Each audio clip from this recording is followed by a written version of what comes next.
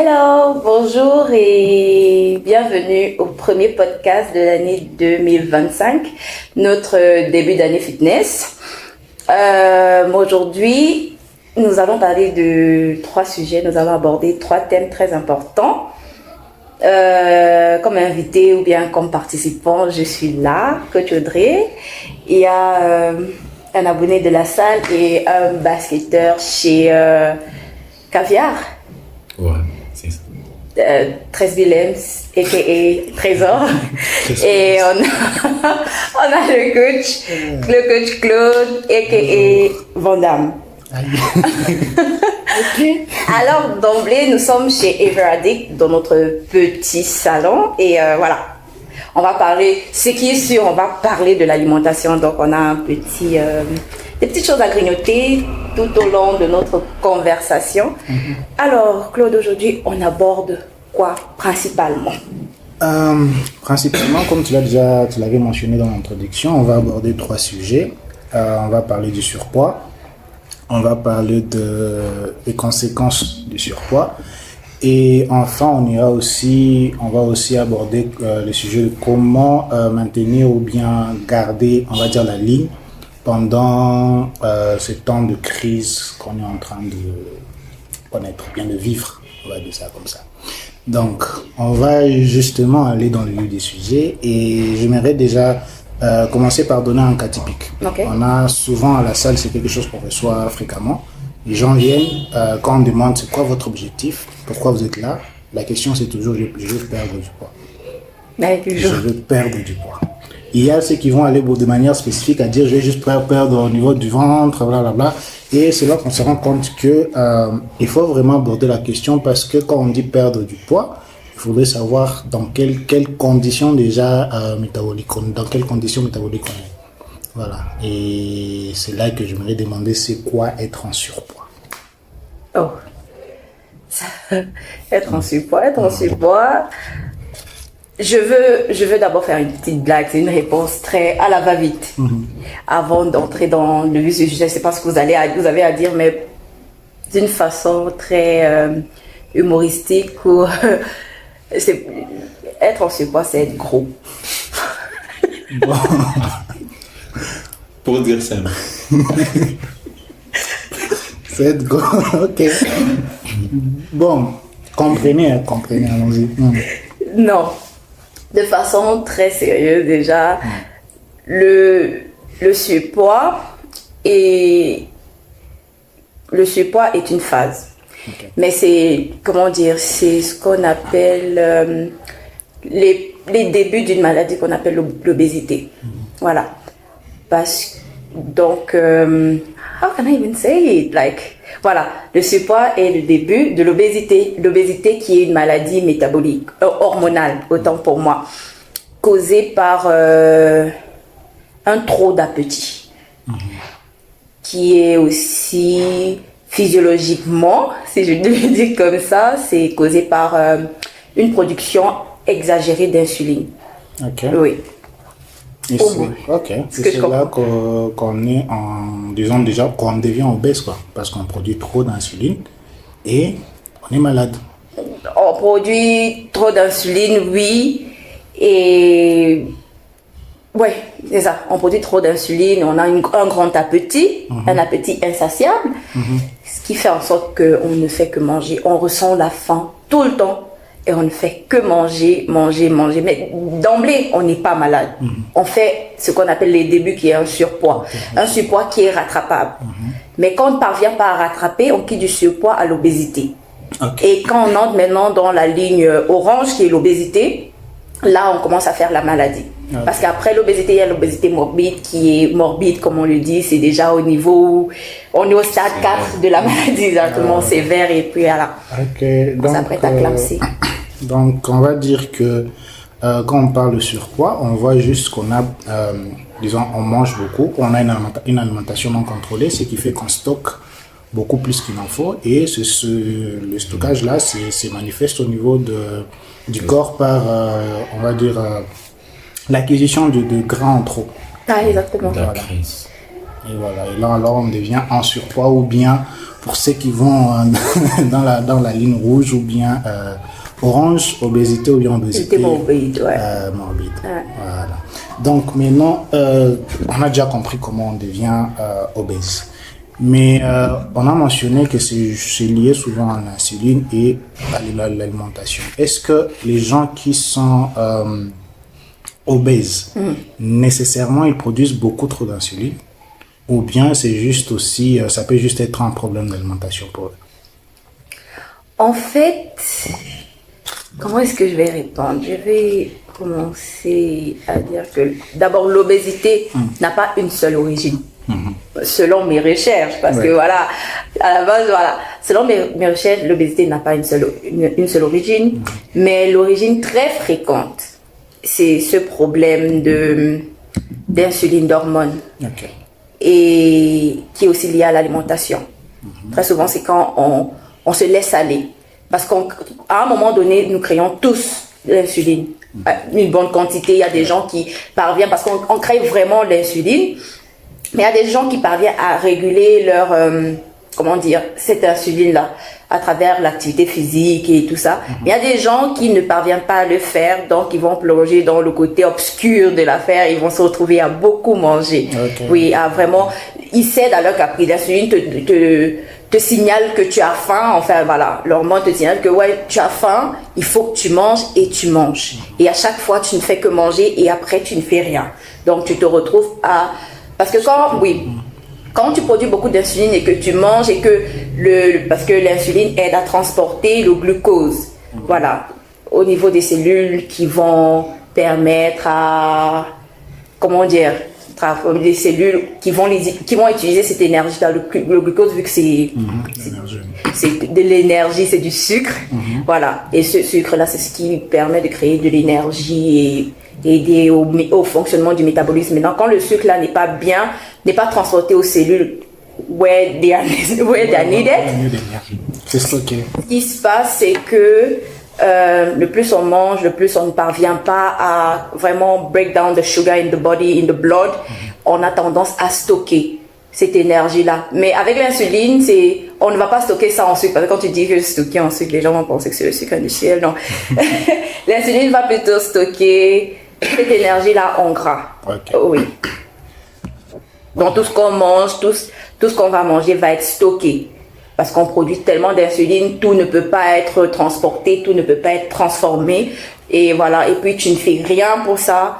Tout le reste, la quantité supérieure que tu produis va être stockée en gras. Et c'est là qu'on commence à faire... Mais aussi, la cause peut venir aussi d'une production insuffisante d'insuline.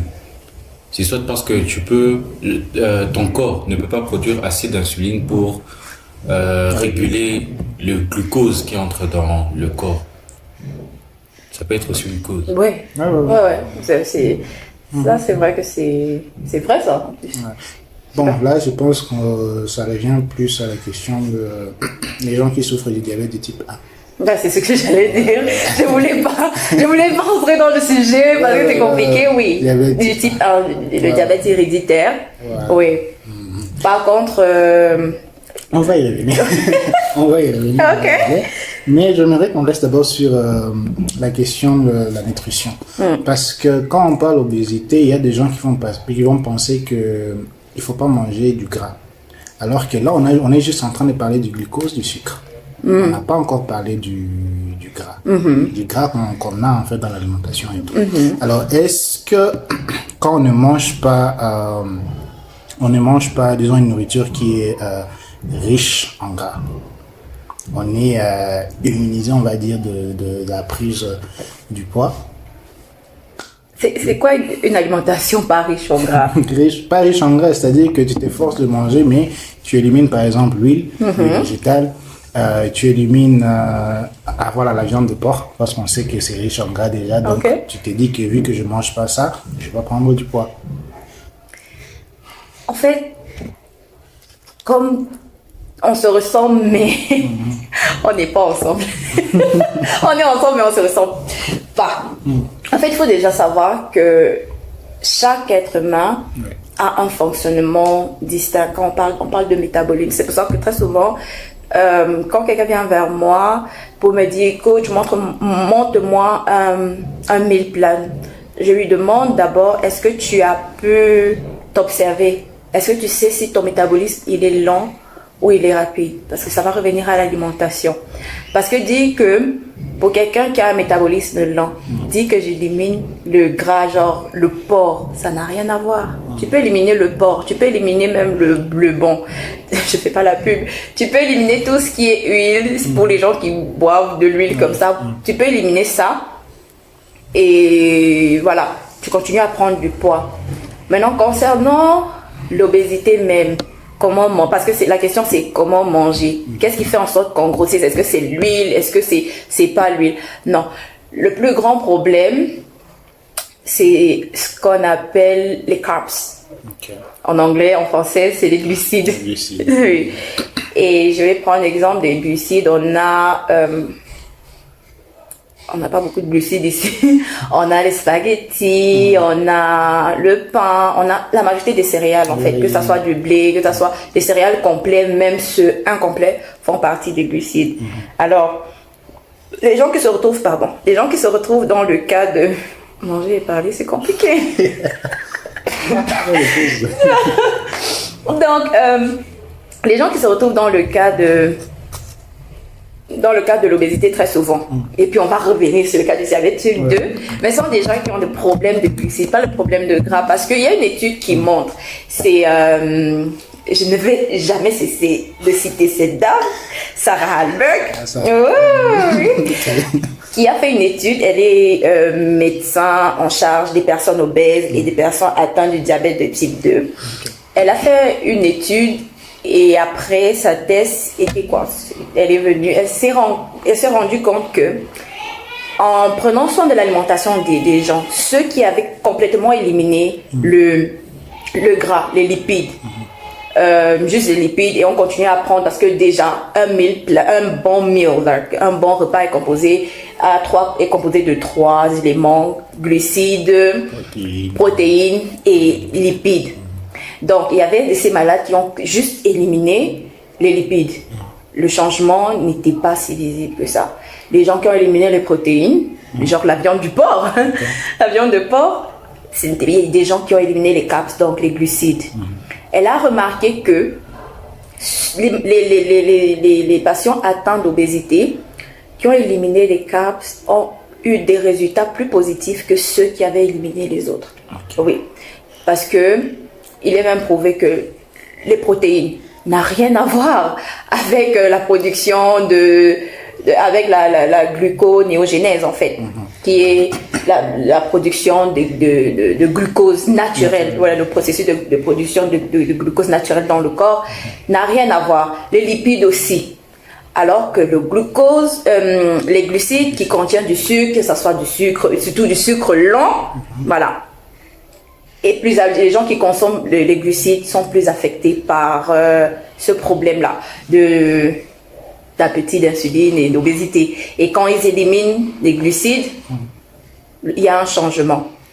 Quand tu élimines les protéines, nothing changes because there is nothing in it apart from the proteins that are needed for the muscles. And les lipides, it's a waste of time. Si tu peux éliminer les lipides. Non, mais tu fais rien carrément. Oui, franchement, c'est une perte de temps en fait. Voilà. Donc là, je suis maintenant en train de comprendre, disons, en t'écoutant bien sûr, je pense que ceux qui nous occupent aussi, ils ont compris que, vu que déjà notre alimentation de manière générale, et si on prend juste notre environnement, c'est-à-dire au Bukavu, notre alimentation de base, elle est riche en glucides. Ce qui fait que le constat quand même il est alarmant parce que beaucoup de personnes sont en surpoids et pas importe la tranche d'âge, on remarque en tout cas que le surpoids ça commence à devenir un phénomène, disons, à prendre au sérieux. Et là on a compris déjà que le fait d'avoir déjà une alimentation très riche en glucides, ça va augmenter en fait le risque qu'on a d'être en obésité et puis avoir les conséquences qui vont suivre, c'est-à-dire le diabète. Voilà. Et donc, en parlant même du diabète, Avant de parler même de diabète, d'entrer dans ton sujet de prédilection, j'aimerais qu'on revienne sur ce que tu viens d'aborder, le paramètre de la culture et l'alimentation. ouais. Il faut qu'on explique un peu les choses pour les gens qui vont nous suivre et qui se retrouvent de notre côté. Parce que j'ai remarqué, c'est pas seulement chez les Bantous, hein. Même chez les Peuls, on se dit quand il faut manger. Quand tu manges là, pour te rassasier, il faut que le riz soit comme que le riz soit mon petit frère me dit, me passe. Le riz doit être rempli. Tu mets une montagne de riz, tu mets Et puis, faites. comme ça. Et puis la petite viande derrière. Ah, ouais. Oui, mais souvent c'est ça aussi. Il faut regarder les assiettes des gens. Hein. Le riz, il est. Ou bien on laisse le riz. Tu vois, il y a des boules de foufou que je comprends pas. Un jour on est allé au village. Excusez-moi, je ne veux pas. On est allé au village. Il y a des boules de foufou, tu te dis c'est quoi? tu manges la moitié, tu fais des push-ups pour me déterminer. Et c'est ça qu'on s'est dit parce que on nous a appris qu'il faut se rassasier. Et pour nous se rassasier, c'est il faut que tu manges, puis tu enlèves le bouton de ton pantalon, tu te mets comme ça. Tant que tu ne parviens pas à ne pas respirer, c'est que tu n'as pas bien mangé. Il y a même ceux qui transpirent pendant qu'ils sont. Tu manges à ta faim. Non, c'est quoi manger à sa faim? En fait, c'est ça le truc, c'est toujours savoir pourquoi tu manges d'abord. Parce qu'il y a des gens qui vivent pour manger. On ne vit pas pour manger, on mange pour vivre. Et puis on ne mange pas pour se rassasier. On mange pour une demande particulière, celle de la production d'énergie. Et pour produire l'énergie, on sait que déjà, tu as besoin de légumes. Déjà, il faut déjà savoir d'emblée que tous les aliments qu'on consomme, surtout les aliments naturels, ont leur quantité de sels minéraux, donc du sel qui ont leur quantité de sucre et tout ce qui va avec. Donc, on n'a pas besoin souvent de trop rajouter. Déjà, quand tu prépares ton poulet, tu n'as pas besoin de mettre trop de sel, trop de cubes, parce que ça vient déjà naturellement. Le poulet, comme nous, il a un système. Donc, il produit, vu qu'il grandit, donc il produit des hormones, qui a, je ne sais pas trop comment le dire. Donc, il y a déjà assez d'éléments dedans. Et aussi... il y a on revient encore sur ce que je disais. Pourquoi tu manges? Tu manges pour produire de l'énergie. Et tu manges aussi pour ton besoin en renforcement musculaire. Ouais. Parce que ce que les gens oublient, c'est que le corps est une machine. Le corps est fait de muscles et ces muscles-là doivent travailler et ils travaillent tous les jours. Il n'y a pas que les muscles que certaines personnes vont appeler des muscles physiques. Il y a les muscles physiques, il y a les muscles intellectuels. Et tu dois nourrir tout ça tous les jours. Et quand je parle du muscle intellectuel, c'est même les muscles du cerveau. Et je parle des hormones aussi, qui revient au processus physiologique, tout ce qui se passe dans le corps. Donc tu manges pour tout ça. Tu manges pour ton bien-être physique et tu manges pour ton bien-être physiologique, pour bien produire les hormones, pour bien réguler tout ça là, pour que le cœur puisse mieux battre. Tellement que après... Mais là, quand tu dis qu'on mange pour ces besoins-là, nous, on n'a pas cette culture ici au Cameroun. On sait qu'on doit manger parce qu'on doit manger. Il n'y a pas d'autre raison que c'est pas j'ai besoin d'énergie, c'est parce que non, c'est juste que tu sens que le ventre il a faim, donc je dois manger pour éliminer la faim. Et c'est donc ça l'erreur. C'est ça l'erreur. C'est pour ça que on doit en parler pour que people become aware. Je te disais dernièrement que nos grands-parents, oui, ils ont découvert l'Égypte, la civilisation, mais on a certains de nos grands-parents qui n'étaient pas fut-fut aussi. Faut se dire la vérité. Non, mais pourquoi on va se mentir? Qui ne savaient pas et qui n'étaient que des moutons, en fait, qui suivaient. C'est pour ça que dans une société, il y a des élites, il y a, voilà, et puis après, il y a des suiveurs. Donc, il faut donc qu'on en parle pour que les gens puissent prendre conscience que tu n'as pas besoin de 4 boules de foufou. Tu as plutôt besoin d'une grande quantité de lenga, donc une grande quantité de légumes, une bonne quantité de protéines, donc une bonne quantité de nyamachoma, je préfère dire ça comme ça, de viande, de poisson, et peut-être ou pas une quantité de foufou, de riz, mais On va revenir dessus, mais les glucides, comme je l'ai déjà dit, j'ai parlé de la gluconéogénèse. On produit déjà ce que le foufou ou le riz va nous donner. Donc, est-ce qu'on a vraiment besoin de ça? Yeah. Oh, mange pas le foufou, est-ce qu'on a vraiment mangé? Il faut manger le foufou. Je prends le cas de notre alimentation ici à Bukavu. Dans toutes les maisons, chaque jour, on prépare du haricot. Je ne sais pas, je ne suis pas encore allée, mais toutes les maisons où je suis partie, every day, there are beans on the table. There is beans, there is rice, there is like meat, il y a la viande, il y a du poisson, et puis il y a des légumes verts, que ce soit les lenga, les bichoucha, les sombés. C'est toujours là, every day. Après, maintenant, les gens vont faire un peu des extras, ils vont faire vendre de porc, ils vont essayer de break down the things, ça dépend maintenant de ton statut social. Et j'ai pris le temps d'observer ça et d'observer à quoi les gens ressemblent. Yeah. J'ai compris avec le temps que you guys, déjà, on mange d'abord trop protéiné.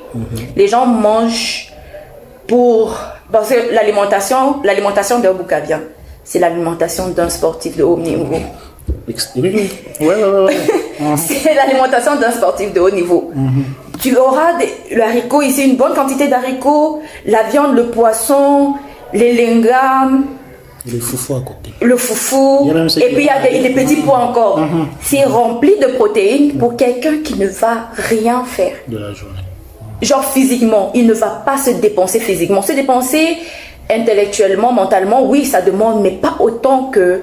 Ça c'est l'alimentation des maçons, ou voilà, des footballeurs, des basketteurs, pas pour quelqu'un qui est assis de 6h à 17h devant une machine. Donc, il y a déjà ça. À Bukavu, on mange sain, entre guillemets, mais on ne sait pas dire, ok, on ne sait pas pour qui, enfin, ce style d'alimentation-là est vraiment conseillé pour qui. Ce n'est pas conseillé pour tout le monde. Je sais que la façon dont on prépare chez moi à la maison, c'est mieux adapté pour moi. Pas pour les autres de mes frères, franchement. Pour les autres. Non, pas pour les autres, parce que... Bon, oui, pour moi et peut-être pour toi. Mais pas pour les autres, parce qu'on n'est pas nombreux à faire le sport. La majorité des gens n'avez pas le même style. Ils ne font pas de sport déjà, mais ils mangent comme moi. Et c'est des travailleurs aussi?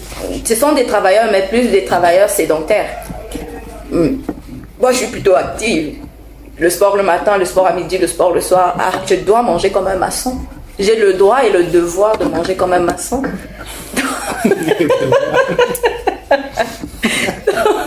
Et si on ne mange pas comme un maçon, ça va faire comme conséquence? Bon, ça dépend de tes objectifs en fait. Tu vois, si c'est qu'on reste dans l'optique de l'obésité et que l'objectif de la personne c'est de perdre en masse musculaire et il continue à manger comme un maçon. Moi, je mange comme un maçon, mais j'ai un problème avec les glucides. Je n'aime pas me sentir full to the fullest. Donc, ce qui fait que je me sers une petite quantité de glucides et puis après je vais prendre du haricot, les légumes et je vais prendre peut-être deux poissons ou 4. Deux poissons. Ça dépend de la taille, je ne cache pas. Voilà, parce que moi j'aime beaucoup le poisson, j'aime beaucoup les protéines et je suis quelqu'un qui a des muscles, je travaille beaucoup mes muscles et puis voilà, ça se voit même, ça se cache pas. Donc, selon mes objectifs à moi, j'ai le droit de manger comme ça parce que ça va me permettre de maintenir mes gains hebdomadaires ou quand tu travailles tes muscles, il y a des gains, tu vois, tu prends en masse musculaire. Et pour garder cette masse musculaire-là, il faut manger une quantité de protéines pour conserver ça. Par contre, pour quelqu'un qui veut perdre, tu ne peux pas prendre la même quantité d'alimentation et tu ne travailles pas tes muscles. Ce qui va se passer, c'est que comme tu ne fais rien, ça va seulement stocker en gras. S'accumuler. Oui, ça s'accumule et puis voilà, tu ne travailles pas, tu ne dépenses pas, tu brûles pas, ça reste là, ça te dit ok, on attend le moment de la vache maigre. Donc ça s'assoit là comme ça partout. Et si je comprends bien, plus ça sera en train de s'accumuler dans ton corps, plus le corps aura besoin de produire plus d'insuline pour essayer de réguler le glucose dans ton corps, n'est-ce pas? Et plus on sera en train de produire plus d'insuline et plus on aura toujours cette envie-là de manger encore plus. C'est bien ça. C'est exactement ça. Ouais. Tu as super bien compris. Ouais. C'est exactement ça. Et c'est comme ça qu'on va tomber maintenant dans le diabète de type 2. Ouais. Ça, c'est une maladie que, franchement, c'est mortel. Ouais, Je pose la question, mais je sais. c'est mortel et en plus, c'est une maladie vraiment silencieuse. Silencieuse. Ouais, parce qu'on ne sait pas, on peut être en bonne santé, on peut se dire être en bonne santé, pourtant, on est en train de développer la maladie sans le savoir. Voilà, juste à cause du fait déjà qu'on est en train de produire de l'insuline qui devient, entre guillemets, résistant à nos cellules, c'est-à-dire les cellules qu'on a en trop. Et puis, le gras aussi qu'on est en train de stocker peut aller s'installer dans des endroits, on va dire non préférables, c'est-à-dire au niveau des artères, au niveau du cœur, dans les organes et tout et tout et tout. Et on peut avoir, on devient maintenant sujet à des maladies chroniques, crise cardiaque, infarctus, hypoglycémie, tout ça là. Des choses compliquées là. C'est compliqué. Ouais. Donc, Voilà pourquoi il faut en parler parce que déjà, vu que c'est toujours à ce stade, au type 2, le diabète, c'est toujours au type 2, il y a toujours une possibilité à ce que ça se soigne. Oui, voilà pourquoi il faut déjà en parler parce que déjà, lorsque ça arrive au stade 1, au type 1, là, c'est trop tard. Non, mais le type 1, tu ne peux pas contracter le type 1. Le type 1, c'est papa qui donne ça aux enfants ou maman qui donne ça aux enfants. Héréditaire. Oui. Mais je suis d'accord avec toi dans le sens où tu peux, toi, te créer le diabète de type 2. voilà, oui. Tu as une mauvaise hygiène de vie parce que pour moi, c'est vrai que c'est une maladie métabolique parce que ça vient d'un dysfonctionnement métabolique. C'est pour ça que j'aime bien parler de ça parce que ça a un rapport avec l'obésité, j'en viens. C'est un dysfonctionnement métabolique qui est causé aussi, comme l'obésité, par cette hormone-là, l'insuline. Voilà. C'est toi qui vas entrer dans la partie technique parce que I would not say things that I don't know, calculer le sang, le sucre dans le sang. Je n'ai pas fait médecine et je ne suis pas prête pour ça. Donc, oui. Tu as fait médecine. Ce que les gens ne comprennent pas, c'est que très souvent on dit ah non j'ai fait tout, non mes enfants n'auront pas parce qu'il n'y a pas ça dans ma famille. Alors tu peux être la génération qui fait venir le diabète, qui apporte le diabète dans ta famille exactement. Donc, pour l'intérêt de prendre au sérieux, en fait, cette maladie. Pour moi, oui, justement, désolée, je ne vais pas te couper. Pour moi, l'obésité, je ne condamne personne. Ce sont des choses qui arrivent. Et c'est pour ça qu'il faut être aware. C'est pour ça que sur TF1 et sur tout ça, on dit de manger 4 repas par jour et pratiquer une activité physique. C'est très important. Il ne disait ça pas parce qu'il voulait faire la pub, parce que ce sont des chercheurs qui ont... C'est important. Pour moi, l'obésité, qui est une maladie hormonale, et le diabète de type 2, qui est une maladie métabolique chronique, qui se ressemblent parce qu'ils sont causés par l'insuline, sont des maladies de mauvaise hygiène de vie. Il n'y a que ça. C'est une mauvaise hygiène de vie qui fait en sorte qu'on plonge dans ce genre de maladie, qu'on contracte ce genre de maladie. Mauvaise hygiène de vie. Peut-être que je pourrais expliquer c'est quoi une mauvaise hygiène de vie parce que quelqu'un peut se dire déjà moi je mange comme il faut, je marche, je marche, comment je vais au travail, je rentre à la maison, je m'occupe des enfants, blablabla, je ne prends pas de l'alcool peut-être, je ne fume pas. Il peut se dire que voilà j'ai une très bonne hygiène de vie. Ok. Ça c'est... Tu me mets les bâtons dans les... Tu veux ça comment? Non, c'est une question. Oui, je comprends très bien, mais tu peux pas voir ce genre de... Ok, il y a ces gens, en fait... Ouais. Tu vois, quand je parle de mauvaise hygiène de vie, ce sont ces gens... Cette personne a peut-être une... Selon ce que tu viens de dire, cette personne a une bonne hygiène de vie parce que il dit qu'il mange ça. Mais maintenant, je reviens toujours. Les cas pratiques. Parce que moi, les cas pratiques. en tant que coach, ce que j'entends, il y a des gens qui vont dire, mais écoute, moi, je mange bien. C'est ça, le manger Moi, je bien mange la bien, surpoids. je grossis, je ne sais pas comment. Je marche une fois la semaine, je grossis, je ne sais pas comment. Maintenant, C'est quoi que tu manges? c'est quoi, voilà. C'est quoi ton manger bien? Parce que le manger bien varie. Oui. Moi, je vais dire que je mange bien. J'aime manger les bisamounios. Et je fais mes bisamounios bouillon avec la tomate. Ouais. Toi aussi, tu peux te dire que tu prends. Non. Après ta salade de légumes, tu prends 2 tranches de pizza. 2 tranches de pizza et peut-être un smoothie hyper protéiné. Genre, tu mets l'ananas, l'avocat, la banane. Parce qu'il y a des gens. L'ananas, l'avocat, la banane, la mangue, tu rajoutes le lait, le yaourt dedans et tu bois. Et puis, tu vas seulement marcher tu vas marcher genre. De chez toi, Chania, écoute, tu vas. Imagine. Et puis tu vas encore rentrer, tu vas encore manger la même chose à midi. Et là, tu vas plus sortir, tu vas te mettre devant Netflix. Netflix. Et puis le soir, tu vas maintenant prendre ce qu'on appelle Kangani. Pour bien t'aider à dormir. Pour ne pas avoir les mauvais rêves. Voilà, ce genre de choses. Et puis bon. Pas mal, hein. Et puis tu vas te dire que tu manges bien. Il faut savoir c'est quoi une bonne hygiène de vie. Et pour avoir une bonne hygiène de vie, Ouais. là je vais parler comme une vieille personne, mais je suis aussi vieille.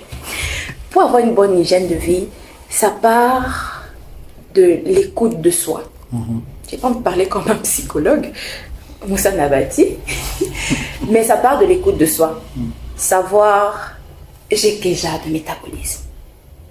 C'est déjà ça. Quelle est l'activité? Comment je dépense l'énergie que je consomme? La pizza que je vais manger là, comment est-ce que je vais... Ça va... Bon, mon métabolisme va réagir comment face à ça? Est-ce que directement... Parce que moi, je prends mon cas. Ça va être salace, mais je ne vais pas entrer dans les termes. Moi, chaque 1 heure après avoir mangé, je vais aux toilettes. Automatiquement, chaque 1 heure. J'ai envie d'aller aux toilettes. Je digère super facilement et je dois éliminer tout ça, les toxines et tout le reste qui n'a pas été utilisé. Je dois éliminer ça de mon corps. Il y a des gens, tu ne sais pas comment fonctionne ton métabolisme. Il faut être à l'écoute de soi pour savoir, ok, quand je mange ça, est-ce que everything is breakdown as it's supposed to be? Est-ce que l'activité qui va suivre après va me permettre maintenant de dépenser d'abord le stock d'hier? Parce qu'on stocke de l'énergie aussi. Oui. Et c'est pour ça qu'on mange. En fait, on mange pour dépenser l'énergie. On ne mange pas pour stocker cette énergie. Donc, on ne mange pas, on ne vit pas pour manger. On mange pour vivre. Je reviens On dit chez ton pain. parce que, oui, voilà. Il faut d'abord work, mon frère. Il faut travailler ta race. Donc, je sais qu'à un moment, quand on était petit, moi, des fois, je dormais, j'étais petite. Je dormais, je rêvais seulement le lendemain, le petit déjeuner. Non, moi, dormir était une épreuve parce que je voulais manger. Donc, c'est un peu ça. L'hygiène de vie. Pour moi, hein, c'est sur 2 plans. Bon, il y a un plan métaphysique qu'on va appeler, bon, pas métaphysique, qui est un peu abstrait, mais c'est sur 3 plans donc. Il y a la santé physique, l'activité physique que tu mènes. L'activité, bon, je ne vais pas dire cérébrale, l'activité mentale, émotionnelle, comment ça fonctionne, et tes habitudes alimentaires. Avoir une bonne hygiène alimentaire, des bonnes habitudes alimentaires, c'est de savoir comment composer mes plats. C'est de dire que, oui, parce que je sais qu'il y avait, je connais à une époque, je côtoyais quelqu'un qui aimait me dire que je suis d'abord un Africain, je suis un Bantou, je suis un homme noir. Donc, il prenait le foufou à tous les repas. Même s'il va prendre les pommes, il commence d'abord. Il commence d'abord avec le foufou. Et puis, une grosse boule de foufou comme ça. Avec un peu de légumes.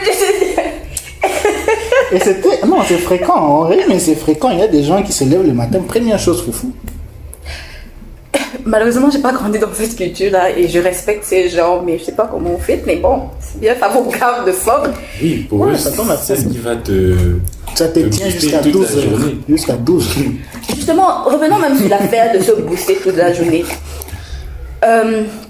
On va dire que l'OMS a dit que je ne contredis pas l'OMS. Who am I to contredire l'OMS? Mais les recherches ont prouvé que très souvent, tout le monde n'a pas besoin de petit déjeuner. Moi, par exemple, je ne déjeune pas le matin. Mais si tu fais une séance avec moi le matin, tu vas penser que j'ai commencé mon petit déjeuner à partir de 3 heures. 3 heures du matin. L'énergie que j'ai. tu vois, les gens qui disent que j'ai besoin du foufou, tout ça, c'est dans le tibia. Ça se passe ici. Ça se passe ici dans la tête. C'est pour ça que je dis toujours, genre, dernièrement j'étais à la salle de sport, il y a la dame qui disait que quand moi elle mange le concombre alors que les gens mangent ma nourriture, en fait c'est une question d'habitude. Ouais. Le corps sait s'adapter. C'est comme les gens qu'on ampute un pied, après ils parviennent à vivre sans un pied. Oui. Donc c'est une question d'habitude. Tu rééquilibres ton alimentation et tu parviens à manger plus sain. Tu rééquilibres ton emploi du temps et tu parviens à mettre du temps pour l'activité physique. Tu te poses des bonnes questions et tu parviens à penser plus sainement. Et là, on règle beaucoup de problèmes. On a une meilleure hygiène de vie, en fait. L'hygiène de vie, c'est de penser sain. Ça ne veut pas dire d'être une personne pure, parce qu'après, tu as des problèmes dans la vie, ça peut arriver que tu sois en colère et tout. Oui. Mais c'est de se dire, à un moment donné, il y a un pic, un seuil que je ne devrais pas dépasser. Donc, à un moment donné, je relativise, je quitte dessus. Il y a aussi se dire, ok, il y a un seuil, une quantité de foufou que je ne devrais pas prendre. Je laisse tomber et j'avance. Il y a aussi se dire que il y a une quantité d'activité physique que je dois faire, une quantité d'heures que je dois faire. Voilà, 15 minutes là. Pour quelqu'un qui est déjà 15 minutes, c'est pas suffisant. Et puis voilà. 15 minutes, c'est pas suffisant. Et là, ou bien même dire 2 fois la semaine pour l'activité physique, voilà. Et puis là, tu sais que tu as une hygiène de vie assez acceptable. Tu manges sain. Et quand on dit manger sain, j'aimerais bien revenir dessus parce que je me dis peut-être des personnes ne vont pas comprendre. Quand on dit manger sain, ça ne veut pas dire que je mange 2 fois par jour. Ça ne veut pas dire que je mange 3 fois par jour. Ça veut dire que je mange selon mes besoins. Selon tes besoins, oui. Oui. Parce qu'il y a des gens qui me disent, mais quoi, tu sais, moi je mange une seule fois par jour, mais je grossis. That is the question. Parce que toi, seulement, je ne comprends pas. Mais how? Oui, parce que quand tu manges une seule fois par jour, tu vas manger à 18h. Il y aura spaghetti, il y aura shawarma, il y aura Rolex, puis il y aura petit chocolat pour te détendre devant un bon film sur Premium, avec une petite bière, pour ceux qui ne prennent pas la bière, du sucré. Et c'est fini comme ça une journée. Mais tu as déjà... très souvent, j'aime même revenir dessus. On dit pour une femme doit consommer environ 1500 à 2500 kilocalories par jour. Un homme, c'est de 2500 à 3000 par jour. Mais ça encore, je trouve que c'est la... Non, ça c'est la misogynie, mais bon, on va rentrer dedans. Pourquoi ils doivent manger plus que nous? Si je n'entends pas cette question, je vais me traiter de misogynie. Dis ce que tu veux dire. Pourquoi je préfère le frein? Parce que moi, je trouve, pourquoi l'homme doit manger plus qu'une femme? Il doit consommer plus de kilocalories qu'une femme. Selon toi? Parce que généralement, c'est les hommes qui dépensent plus. En quoi faisant? Que ce soit en activité physique, je dis bien de façon générale. Ah, ok. Donc, il y a des déceptions. Oui. Ok. De façon générale, oui. Parce que le regard que tu me lançais déjà... Allez, sortir du sujet. Donc, c'est un peu ça. Se dire que je mange selon mes besoins. Voilà. Et selon mes demandes. Selon mon activité au quotidien. C'est pour ça que quand quelqu'un vient à la salle de sport, il vient prendre son abonnement, on va poser la question à la personne, qu'est-ce que tu fais dans la vie? La personne pense que tu veux s'immiscer dans sa vie. Alors que non. Pas du tout. C'est pour savoir, ok, how can you eat efficiently? Tout c'est sur l'efficience en fait. Même le meal plan qu'on veut te donner, on ne veut pas te donner un meal plan, voilà, tu vas perdre en 3 jours. On veut un truc qui va te permettre de tenir sur le long terme. Et puis s'adapter aussi à son style de vie. Exactement. Parce que ce que les gens ne comprennent pas, c'est que le fitness, ce n'est pas aller à la salle de sport et lever le poids. Non. Mais c'était seulement ça. C'est que, frère, je suis la présidente du fitness. Non, c'est un style de vie, en fait. C'est ce que tu fais, ce que tu es. C'est une partie intégrante de toi. De, ok, comment tu définis Claude? Claude, c'est quelqu'un qui a ses business, il gère ses business et puis il peut pas faire abstraction à la salle de sport. Comment tu définis Trésor? C'est quelqu'un qui a ses études et puis 3 fois la semaine, tu dois le voir sur un stade de basket. C'est comme ça. Ouais. C'est ce qui définit, c'est ce qui fait sa personnalité, une partie de sa personnalité, de sa personne en fait. C'est un peu ça. Donc, manger sain. Il y a aussi le repos, hein. On n'a jamais abordé ce ça. Il y a aussi le très temps important. Je pense qu'on va revenir à la question vers la fin. Ok.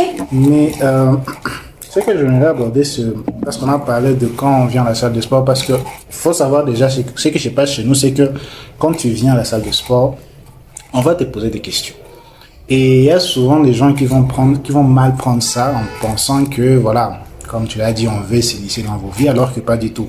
Déjà, quand on parle de l'obésité, on parle du diabète, on parle du surpoids, il y a des mesures qu'on va prendre aussi à la salle de sport. On va prendre le poids, on va prendre taux de taille, on va prendre l'âge, tout ça là on demande. C'est pourquoi? C'est parce que ça nous permet en fait de savoir dans quelles conditions déjà tu es, quel style de vie tu mènes et comment on peut adapter notre coaching, on va appeler ça coaching, à ta façon de vivre. Et oui, et à ton problème. Voilà. Parce qu'il faut savoir, pardon, ce que les gens ne savent pas, c'est quand on pose la question, pourquoi tu viens à la salle de sport? Quand tu demandes ça à quelqu'un, il va te dire, des fois les gens me regardent, mais ça c'est quel genre, mais ça me fait les dingues. C'est quel genre de question qu'elle me pose comme ça? Je dis, qu'est-ce que toi tu penses qu'il veut venir faire quoi ici?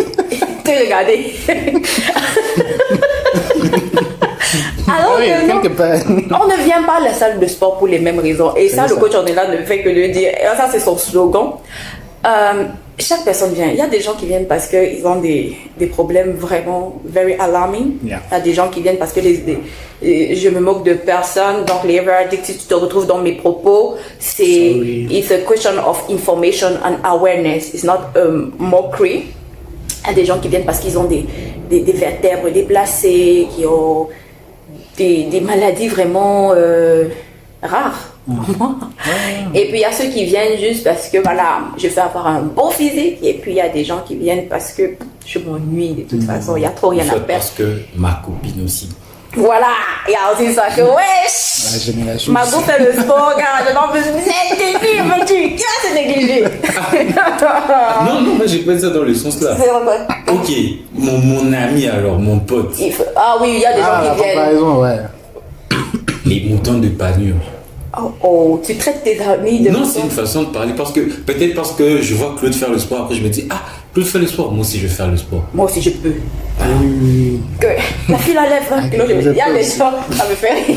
Ça c'est une petite blague, hein. Faut pas être très sérieux, moi je t'aime pas J'arrive à la salle de sport et puis il y a normal. Mais il y a quelqu'un, un nouvel abonné, je me suis pas présentée. C'est parce que c'était ton abonné. J'arrive et puis après, tu m'as même pas présenté, donc il savait pas, enfin, tu n'étais pas là. Il savait pas c'était quoi. Je sais plus, je crois, je me rappelle quand même si c'était toi ou c'était une autre personne, mais voilà. Je me mets à travailler d'où, je prends la barre, je mets les kilos, je lève.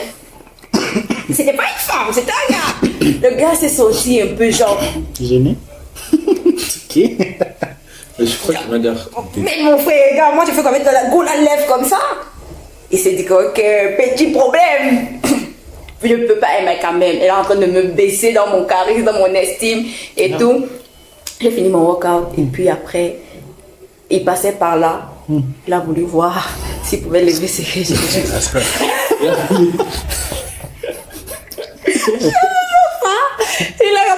Il a essayé, ça ne s'est pas levé, il va arrêter, il va arrêter. Je te jure, Ah, non, si c'est que j'étais genre, si c'était moi, avec des gens que je connaissais, j'allais faire comme ça, petit, confus.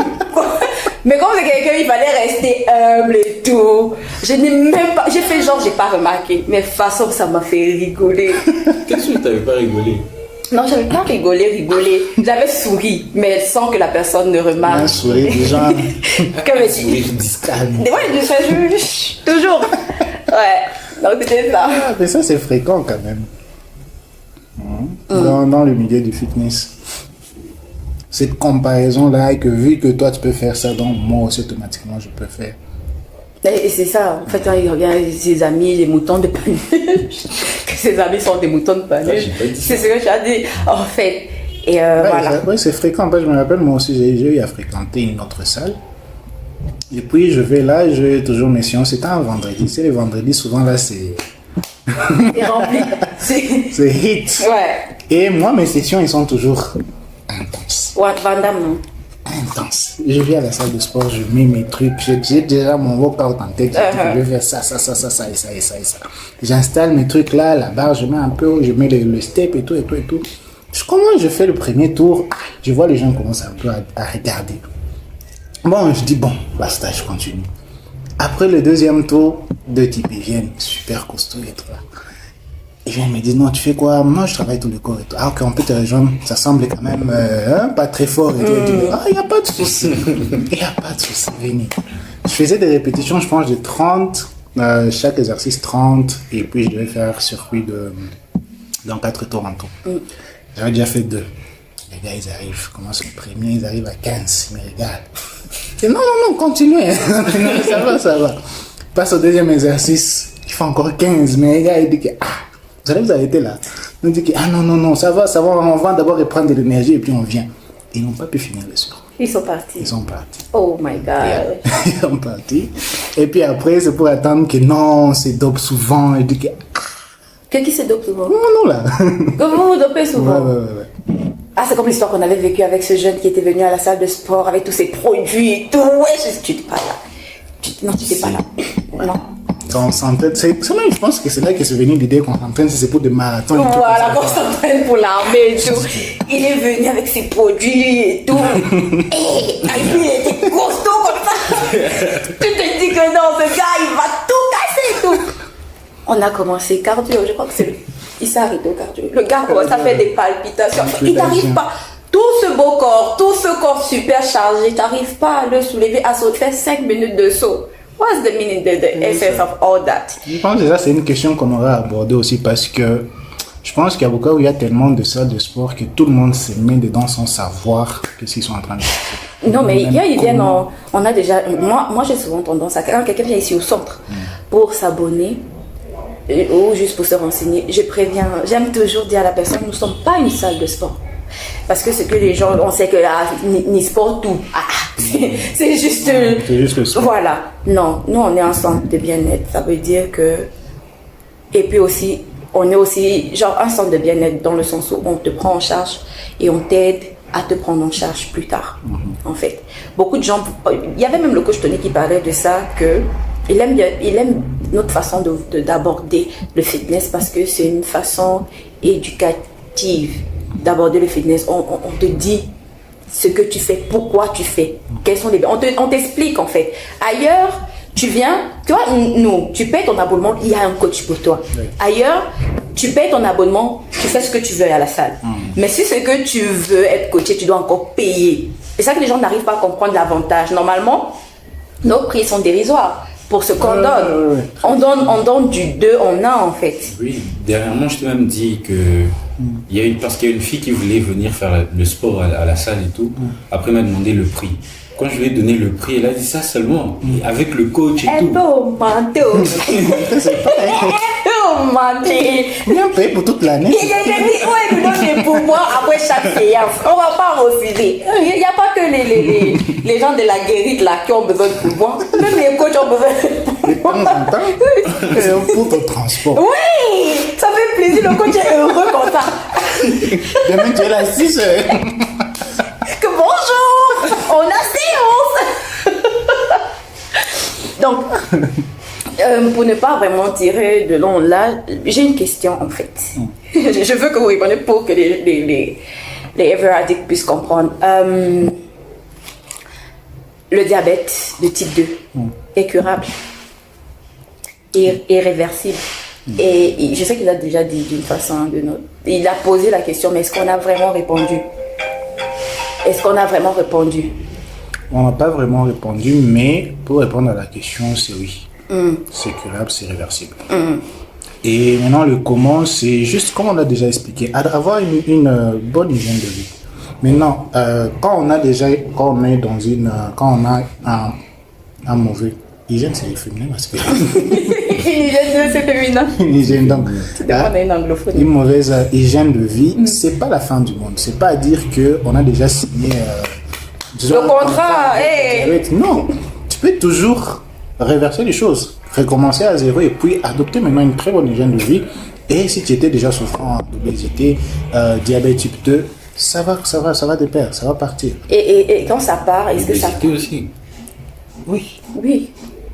Et quand ça part, est-ce que ça part genre, it's finished, I will never ever have it in my life. C'est comme la dame, non? Tu te rappelles, on était à la salle de sport hier.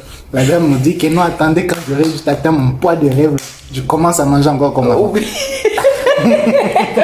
Alors que c'est sa façon de manger qu'il y a Voilà, d'abord, voilà. ouais. Et c'est la même chose avec le diabète. Donc, quand tu te dis que je suis guéri de la maladie, tu te dis non, je reprends encore avec la mauvaise hygiène de vie que j'avais, tu vas encore retomber dans la même chose. Et ça devient un cycle. En fait. Donc c'est pour ça c'est pour ça que je dis toujours, il est important pour ceux qui font des régimes, qui font une diète particulière, parce que le régime, on est tous sur régime. La façon de manger, c'est un régime alimentaire. Bon, mais certaines personnes qui suivent des régimes amincissants, je ne vais pas appeler, voilà, les comme j'aime, les meal plan d'Ever Food et tout ça, il faut savoir que quand tu adoptes cette façon de manger, ou bien quand tu commences avec cette activité physique, rassure-toi que c'est quelque chose que tu vas tenir sur le long jusqu'à ce que papa dit reviens vers moi mon enfant, tu me manques. Oui, parce que très souvent les gens font ils récidivent. Pourquoi? Parce que après 3 mois, après 6 mois, ça donne, hein? J'arrive déjà à entrer dans mon pantalon, j'arrête. Et quand tu chutes là, frère, c'est terrible en fait. Tu fais x2. Donc, c'est ça.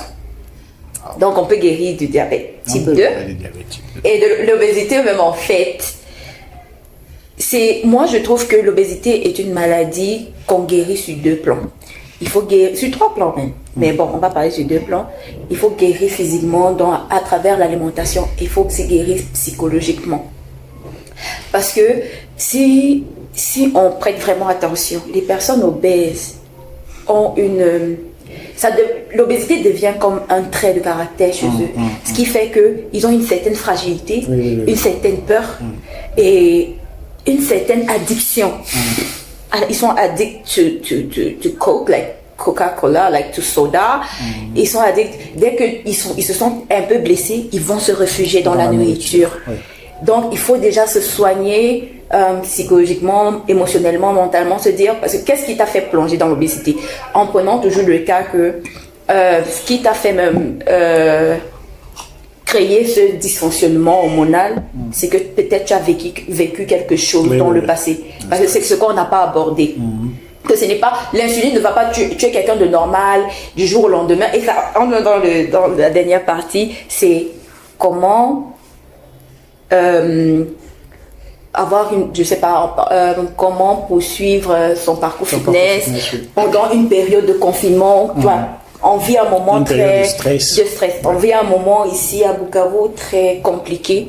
Mais comment faire pour ne pas plonger dans un vice qui va nous mener à cette maladie-là, qui va déboucher à la...